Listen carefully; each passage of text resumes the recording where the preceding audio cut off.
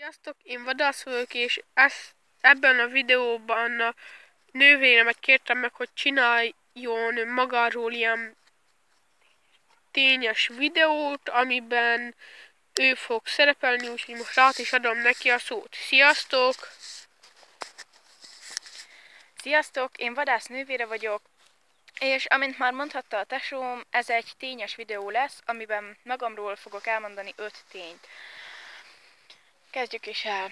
Az első tény az az, hogy imádom az állatokat, a természetet, és minden ezzel kapcsolatos dolog érdekel. Amint láthatjátok, most is kint vagyunk egy kisebb erdőben, énekelnek a madarak, szóval nagyon szeretek itt lenni.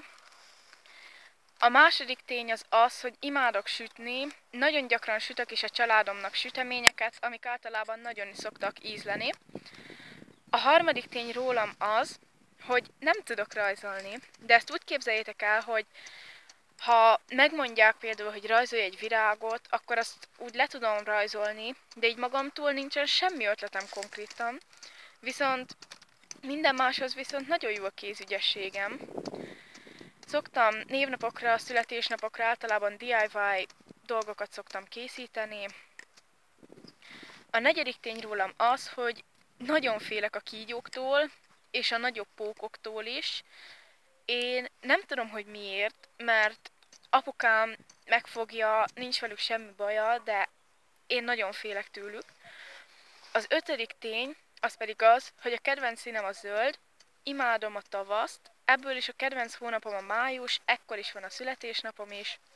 Ez a legszebb hónapa az évnek. Ennyi is lett volna ez a kis tényes videó. Ha tetszett, iratkozz fel a csatornára, vagy nyomj egy like gombot. Lesz még ilyesmi videó, de kommentben írjátok meg, hogy milyen témájú legyen, és azt fogom nektek elkészíteni. Úgyhogy várjuk a kommenteket, a lájkokat, a feliratkozókat. Találkozunk a legközelebbi videóban. Sziasztok!